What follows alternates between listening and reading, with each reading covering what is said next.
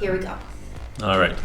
So Jackie says, I can't yell, but that is okay. Yeah, you're not allowed to. Because I like this movie. Yay! Oh, I yelled. All right. Yeah, no, it's a good one. We're talking about The Prestige today. In my opinion, it's Christopher Nolan's best. It has the worst score. Yeah, I mean, it's like an 84 or an 86. It's not bad by any means, but comparatively, it's one of his lowest. Okay. It's his least well critically reviewed. Interesting. And I learned that it's based off of a book.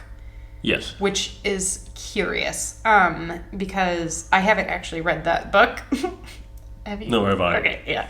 But it does make me a little bit skeptical because it's not Christopher Nolan's original story, and maybe that's just why it's his best movie. But we'll get into that a little bit later. Jackie. I know. Do you I guess hate Christopher Nolan? I am playing devil's advocate this time. Okay, so we'll talk about the jumbled timeline, which for this movie works well. And his other movies, I feel like it makes it a little bit more convoluted, but with this one, it actually adds to the story. Yeah, I'd say they vary. He's going to throw it in every time, so sometimes it's hit or miss whether it works or not. This one, I definitely would say it helps. I don't think it's that jumbled because I feel like at the end it kind of straightens things out. At least, like, I guess, like, it's one of those weird things because when I see it, it's jumbled, but when I remember it in a very, like, linear way. Yeah. And so my mind just rearranges the story to make it work. Mm-hmm. And I don't know if that's good on him or just how my mind works. How many times have you seen it?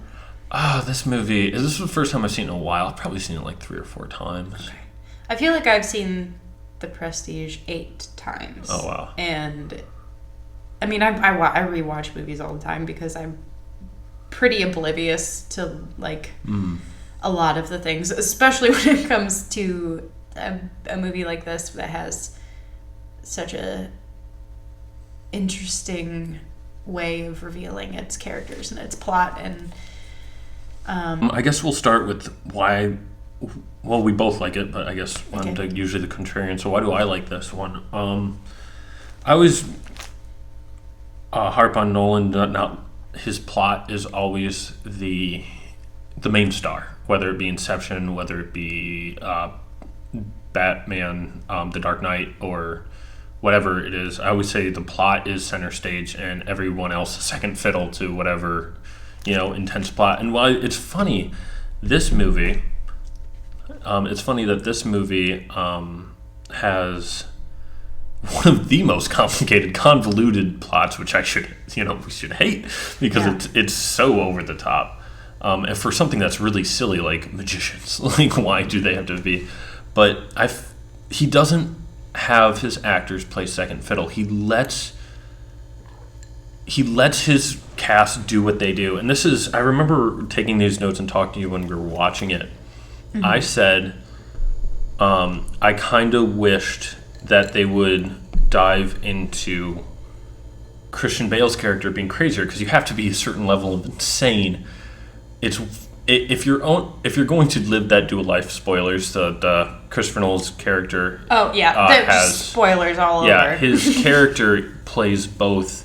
They're twins, but the twist at the end is you think it's one guy. Yeah. And the premise is he does this purely to be a good magician, when in actuality you have a lot more going on upside your head. If you're going to pull this off, then I just want to be a good magician. With that being said, I was wondering, living the trick though. Yes. Yeah. And I was thinking, if you were to flip those roles, Hugh Jackman's character should be the most unlikable. Because Nolan's character, or sorry, not Nolan's, Christian Bale's character is like devious, but he's not evil. Where Angier, I'm going to call them their name. I don't know. They're Hugh Jackman and Christian Bale, Batman and Wolverine. With Jackman's character, he does things that are straight up evil. And I've realized this is Nolan finally letting his actors do what they do best, Why do we like Jackman's character? He's worse because Jackman is charismatic. Because he lets you pull a bad character and make him likable. And then with Bale's character, Bale plays that convoluted over the top, and he lets him play that. He lets them play to their strengths, where he's not forcing hair gel in them and making them spew dialogue. He's letting Hugh Jackman be charismatic and sympathetic, even though he does horrible things. Yeah, I feel like that also comes through the plot itself. That's like the character development of Hugh Jackman literally is stated a few times that he's learning to get his hands dirty. Yeah. And then in the end, like, boy, he learned how to do that. Yeah. And so I feel like that is also just a script thing. Yeah. But I feel like it also comes from the likability of the guys, where at the end I'm still kind of sympathetic for Hugh Jackman, and Christian Bale is just kind of a prickly dude. Like, he's in the right at the end, but I'm still like, I still don't like you. Like, well, he's an asshole. Like, he's so driven by his art. Like, in the beginning... But that's Christian Bale. He's an asshole who's super driven by his art, where Hugh Jackman it's great casting. doesn't play a good asshole, and he doesn't have to in this movie. And, yeah, I feel like not only is it good casting, which Nolan always cast well, but he actually lets him play to his strengths, which is a very unique thing for Nolan. Yeah. And I guess that is where my thoughts about this movie come. Cool. Yeah, I think for me, the fact that it was a book has changed things in my head. The first 5 times I watched it, probably, I didn't know that. I kind of thought it was Nolan's own script. Yeah. And having gone to film school, hair toss. That's why we're doing this. That's why we're here. Yeah, I'm just very aware of how collaborative the whole process of making a movie is. So I'm always reluctant to credit a good movie just on the director alone, or just on the writers alone, or the actors alone. I think the alchemy came together so perfectly for this movie that it worked. And it's very I'm so curious as to why it has the lowest rating. Even though it's, like, not a bad rating, well, I know. I feel like it comes... I guess we don't have to go into it, but... Oh, no, let's... But it's very curious to me because this actually was a movie that was one of the first movies that I saw and was very moved by. I identified, I guess I could say, with Christian Bale in a way. His character, the whole living art thing is very attractive to me. So, like, the beginning scene where they're looking at the magician who does the fishbowl trick, and they're like, he makes a fishbowl full of water and a fish in it appear out of nowhere, and then, they watch him go out to his car after the show, and he's limping, and Christian Bale and Hugh Jackman are discussing how he does this trick because he's so frail and weak, and he's, like, procuring this big bowl of water out of nowhere. And Christian Bale's character eventually, like, hypothesizes that he's been carrying this fishbowl around between his legs for a while, or for the trick, and then in his life he just pretends to have, like, a limp to make up for the fact that he has to have a limp to carry the bowl on stage and for the trick. And anyway, that very first scene is what informs Christian Bale's whole creative process throughout the entire movie.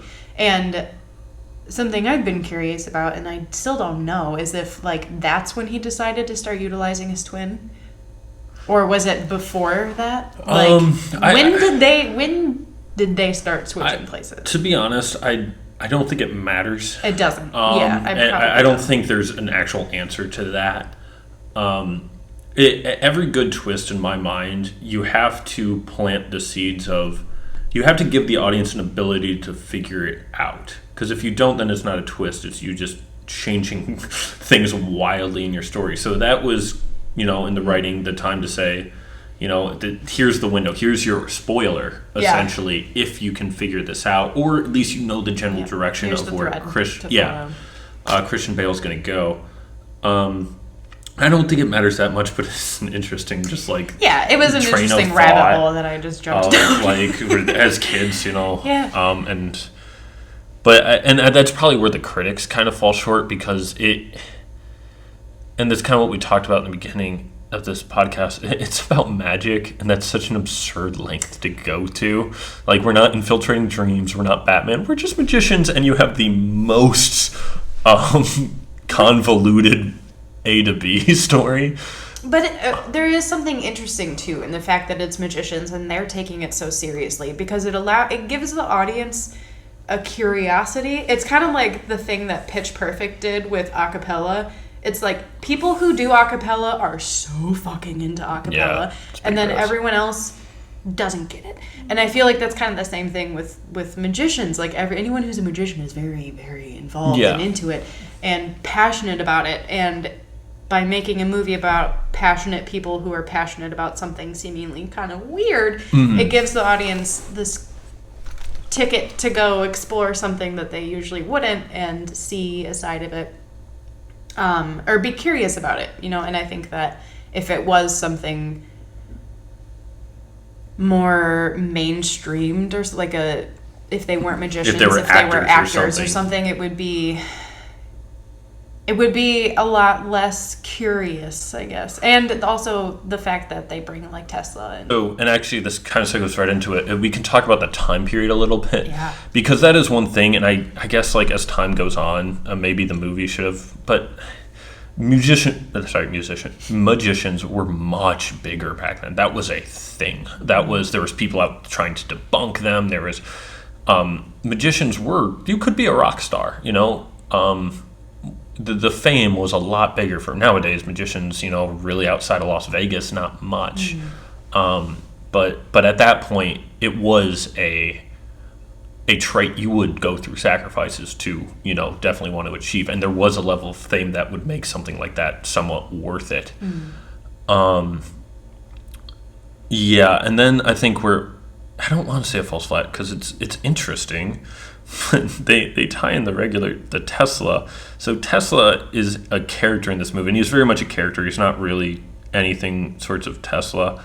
He's David Bowie. Who honestly, he does okay in this movie. Oh, you shut up. The microphone did not like that. I mean, I have no love lost for David Bowie. We can cut this if you want, but he had sex with a lot of 14-year-old girls. So David Bowie is not one of those people I'm just like, yeah, there you go. David Bowie's not a hero to me.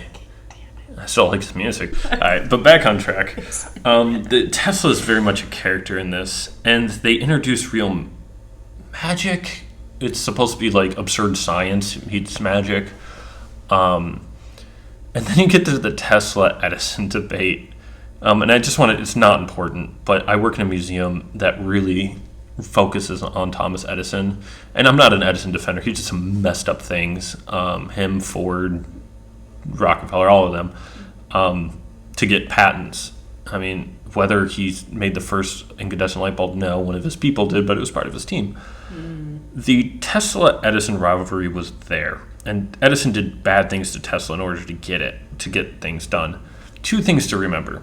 Tesla won with AC, not Edison's DC. Tesla won that battle, which History Channel likes to overthrow because it's sexier. Because Edison came out richer and more popular because he was before. But as far as... And in the movie, Tesla gets run out of town by Edison. Well, and Edison's... did thuggish things, but in this movie they would have you think, and this is not just this movie, this is a very popular pop culture. Edison was a gangster in this movie. He was a full-on, he might as well been John Dillinger. He was out, he gave you the impression he would straight murder you, which really he didn't need to. He was one of the most powerful men on earth. He could just buy you out and that would be it.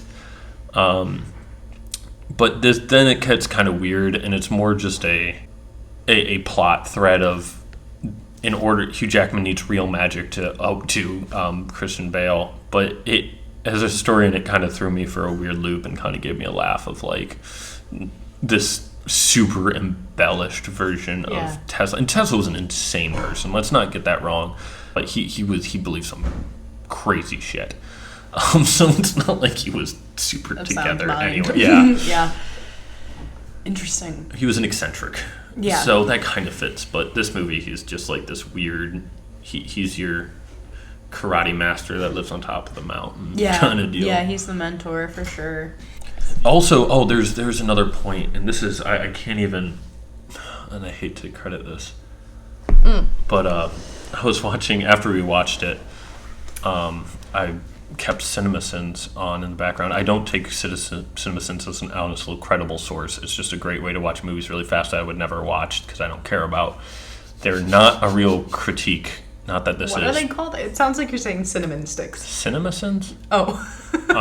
And they're that YouTube channel that says like every nitpick. Yeah. Yeah.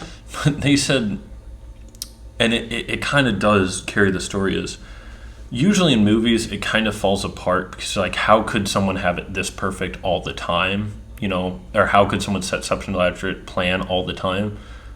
But they're magicians. This is what they live for, this stupid little details and doing it in a big spectacle. So like this is one of the few movies that really rids itself of plot holes purely based on the concept because these guys are perfectionists. These guys are psycho they're levels professionals. Of yeah. They're professionals, and clearly these two characters are way above and beyond to the point of like crazy levels of they'll do anything. Yeah, it's also a unique story in that I feel like neither of the two characters are protagonist or antagonist. Yeah. Really. I know that we kind of agreed that, Hugh Jackman's character at the end probably has the worst personality or likability. But it's interesting to watch. It's the showman versus... Hang on. It's interesting to watch a story of two nemesis, and I feel like it's a unique plot that we don't see in movies a lot. Mm-hmm. Yeah, and honestly, I'd compare it to almost us. It's the showman versus the professional. That's why you find Bale sympathetic and why I find Hugh Jackman. You like the meat of it. You're the artist. You live it. And I am for it. If you can't create something, it just looks on their face. If you can't think something entertaining, why do it? Yeah. So I kind of sympathize with Hugh Jackman more of like, this is just, this is just a job. Do it the best you can. But like, if you can't put on a show, then what are you doing? Where, like, why make it if it's not going to be great?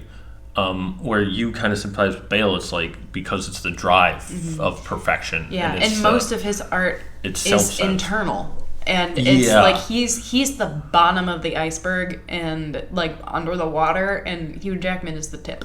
Yeah, exactly. Like, and I don't, for me, like, and I sympathize with Hugh Jackman. Like, what is internal art? If a tree, it is for yourself. Yeah, if a tree, selfish art. If a tree falls in the woods, like, what's the point?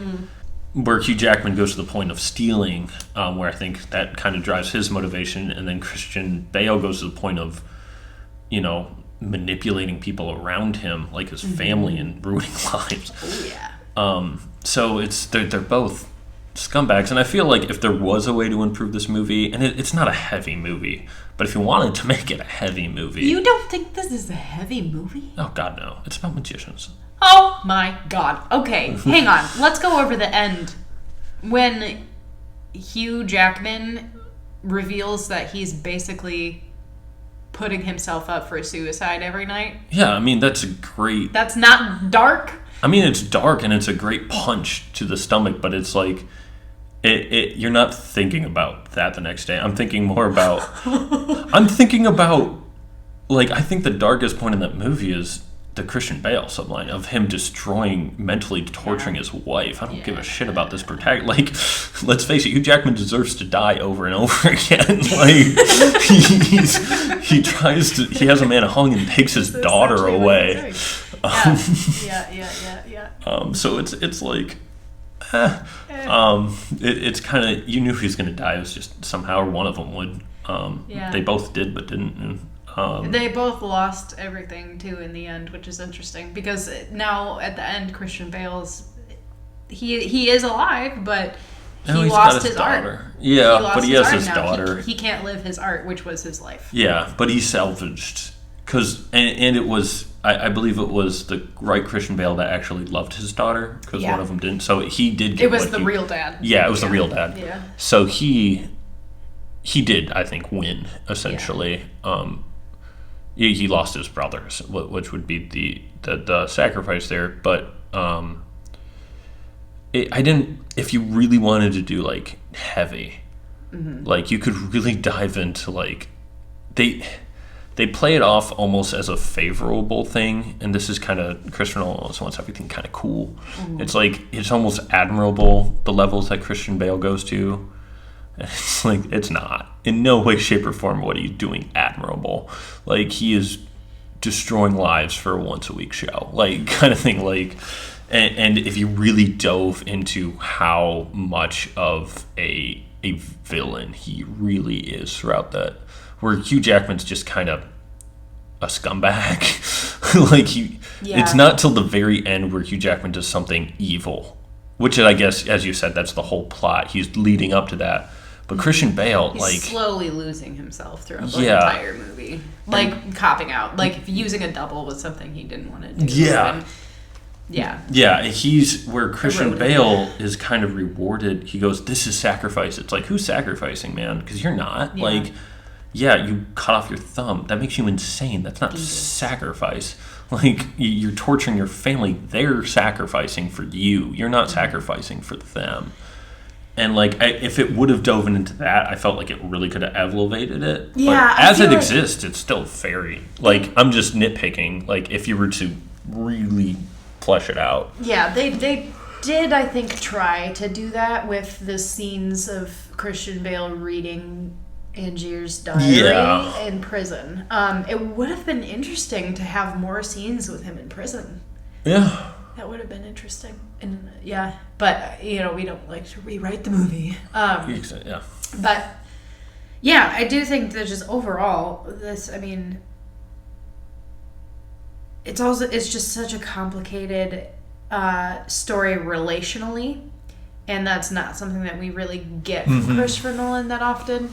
Well, I think this kind of goes into your point about why you're so hung up about he didn't write this movie. Because this has his best characters, which really tells us Christian Bale doesn't write very good characters. Right. I mean, his best character is the Joker, and Heath Ledger really made that his character. Yeah, he doesn't know, I don't think, how to make individual people. Yeah. He can write, he's not writing realistic dialogue, like what he would realistically say, but he's also not writing nuanced or separated personality. And I wonder, I do wonder how much of the prestige of success came from the book. Yeah. And not Christopher Nolan. And that's where I feel like this is, and maybe we're just character-driven people. Maybe. I mean, there's people who like their complex plots, and that's fine. Yeah. But I feel like, give them something. Like, we know that Christian Bale loves his brother. That's something we know about that character. Even he'll sacrifice everything for magic, but we know something about him, there's Hugh Jackman doesn't like to kill the bird. Like, that's something. Yeah. And it gives us a little bit. In the beginning, doesn't want to get his hands dirty. Yeah, and that gives us a little bit of, okay, we know kind of who we're dealing with. Where something like Inception, I don't know anything about Joseph Gordon-Levitt. Honestly, I don't know much about Leo's... Ellen Page? Yeah, we don't know anything outside of what we need to. Yeah, of what they're doing in that moment. Yeah, or what, like, is the one crux that drives everything. Yeah. Where Christian Bale, there was a lot of things driving him in this movie. I mean, it was pure for the magic, for the show. But he would make concessions for his wife. He would talk to his brother and say, hey, my wife really is having trouble. Please, help me out here. And then his brother said, I'll do my best. Like, that's not his brother scoffing and like, oh, or like, they could have cut that scene, but they didn't. And that adds so much to the story. Yeah. Where I think this movie really separates itself. I think... going back to the critical and why it's the lowest, because I feel like we have to talk about this because like that's such a unique thing. I feel like it's because we both think that this is the best and it's the lowest. Maybe we're just bad at this. Maybe we're just doing the wrong things with our lives. We just don't get it. I feel like the only reason it kind of falls short, maybe in the eyes of the critics, is the stakes aren't high enough for all this crazy things they're doing of like just selling out a show kind of thing. It's purely based in comedy. It could honestly, it doesn't have to be musicians. It could kind of be anything, and you could kind of swap it out. And in addition, I guess the third act kind of, I don't want to say it rushes things, but like it elevates it to a degree I could see some audience being like, okay, now there's real magic. And you're like, what? and then Hugh Jackman drowns himself every time. You're like, oh god! Once the hats and the cats start appearing. Yeah, like once once Tesla really starts taking over the plot, it gets really fantastical in what was somewhat of a pretty damn grounded movie. And then it gets kind of crazy, which I like, which I've kind of been begging for with all these other movies. But I could see where the audience would be like, you lost me when he started duplicating himself for real. Yeah, you lost me there. But that is also a Nolan thing to do, because all of his movies have some sort of supernatural or fantastical element to them. I wouldn't say so. You wouldn't? Like diving into dreams, that's pretty fantastical. It's a fantastical element, but they try to play it so straight. And like in Batman, they try to play it way too straight. With this one, they're like, hey, it's magic, deal with it. There's no it's magic in the... And it's like, no. Is it? Yes.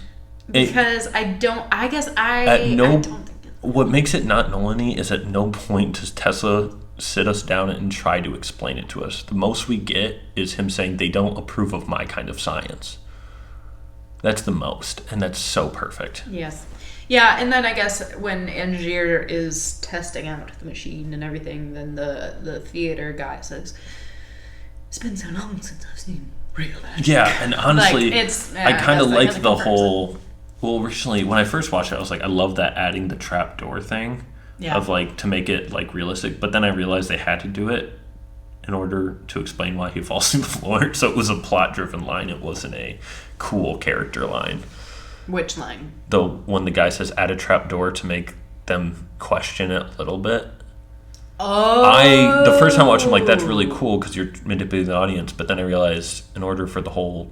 him falling into the tank, that trapdoor had to be there anyway, so you needed someone to say it, which I was like, oh, that's kind of, Interesting. Yeah. I wonder what he did with that double then for the trick. What do you mean? I think the trapdoor was already there because he did the trick for the guy. Yeah. So he would have had to run and kill that double somehow or something. Go chasing those. Yeah. That's going to be the sequel. It's just that little gap in time between the show. He's just chasing himself down. He's like, I got like 12 hours to show a show, and somewhere in this city, somewhere in this city is my fucking double. That's great. We should write that movie. It's 12-hour span of him losing his damn mind. I feel like this movie's so simple, and that's what makes it good. It's just a basic story about two rival magicians. It's convoluted within itself, but it's still contained to just that story. Yeah. I'm trying to see if he wrote the adaptation. Because when you're writing something based off of a book, you have... writer adapting the script from the book to the screenplay, which in itself is a whole art. Jonathan Nolan, Christopher Nolan, and Christopher Priest. That's it. Christopher Priest wrote the book. Wow. Okay. So Christopher Nolan and his brother did an adaptation. I need to read this book now because I am very curious what they missed, because well, you gotta cut out some stuff. Well, I know, but I'm just skeptical of Christopher Nolan's storytelling abilities, structure. I've changed you. You have broken you. You have broken me. I've seen there's a new one coming out. Have you seen the previews? No, I haven't watched Dunkirk. Tenet. Okay, Dunkirk is really good, actually. I heard it's good because there's no dialogue. and it's not 4 hours. I also heard it's actually too loud. I heard it in the theaters, like, people were like, it's actually, like, too loud. Like, people had to, like, leave because it was just too loud. I saw it in theaters 3 times. Really? Yeah. I don't know. And there was... there's a clock. It was people in L.A., so, like, I know they probably do, like, weird theater shit over there. But they said, like, there was points where they were, like, literally like, my God, why is it so loud? Jeez. Wow. Yeah, Dunkirk has an interesting thing to it where there's a clock going the entire time, except when the story ends. Like the movie doesn't end, but the story narrative ends. Well, I feel like it's also based on a real story, so there's, Yeah. Well, I heard this analogy, and I feel like Christopher Nolan needs it, much like Tim Burton. There needs to be some studio interference, not a lot, but a little. And the best example is, if you look at the 4 Batman movies, not the Nolan ones, the 4 preceding it, you had Tim Burton, who did the first one, and in '89, and it was viewed, it's a classic, everyone loves it, it's really good. And then you have Batman Returns, which is still liked, but he was so successful, they kind of took the reins and said, okay, Burton, do what you want. And that movie is crazy. That movie is so weird and so dark that he got fired because it didn't do well, because parents are like, we're not bringing our kids to see this. Yeah. And then they brought in Joel Schumacher, and the students, okay, make it lighter. And he did, and it was good. It wasn't good, but Batman Forever, it was liked by audiences. And then the studio stepped away, and they said, okay, do what you want. And then he created Batman and Robin, one of the worst movies of all time. So I feel like when that's what happens, that's why, like, we see these directors get worse and worse, is because you need people saying no, or you need people giving feedback. And by the time you get to a certain level, like, no one does that because they just want to work for you. It's just a bunch of yes men. So, like, there's no feedback, there's no studio notes, and then you just get... I don't know about that. I wouldn't say there are none. There's none. I won't say, none, but there's less and less. You'd think, like, a lot of people are micromanaging Spielberg, like, compared to when he started. Right, but where do you think Nolan needs the studio interference that he's not getting it? When a movie goes for 3 hours and it just doesn't need to. Yeah. Like, or there's just cut, man. Just edit, man. Like, just cut shit. Yeah. Someone needs to write for him. Like, I think he's a good director. He's just a really pretentious writer. Like, he is a like, I'm trying to think of a nicer word, but it's like Tarantino now. Like, he just buys his own tropes. It's a shade. They're different shades of pretension. Oh yeah, like I'm trying to figure out what Christopher Nolan. I don't want to actively punch in the face. Like, right. Yes. Like exactly. Tarantino, is just sniffing his own farts. He makes movies for his dick, and Christopher Nolan makes movies for his imagination, and it's an imagination land. It's just the least imaginative. Imagination. It's very curated and perfectionistic. Yeah, curated. I think it's overly curated. Yeah, there's not a lot of. I wish that we could have the rawness of Tarantino, like the. I actually don't want to say Tarantino's raw, but yeah, no, he's pretty raw. Coen Brothers rawness, maybe, with like Nolan's perfection. Like he knows how to paint really clean lines with his movies, but there's not enough nuance. There's not enough dimension. There's no noir at all. Yeah, and I think going back to Prestige, this is why it's his best one, because it just has so many layers to it. That's true. It's not just cinematography, like beautiful cinematically or plot-wise, but character-wise, there's so much color to it. I feel like this one's like the first time I watched Gangs of New York, where I was like, even if the plot fails, I loved that world. Yeah. I loved it. Like, there was cool set pieces. Each theater was a little different. The extras were doing a little bit more. Yeah. It's a cool time period of turn of the century, not quite cars, not quite horses. Familiar at all. But maybe it is just enough. Yeah, it's its own world. Yeah. And I liked that world. I liked being in that world, and that's something Christopher Nolan has never done for me. I was like, I want to spend more time here. Even if you abandon these characters, I'd like to see how this world works. I'd like to see what the other magicians are doing. I'd like to see,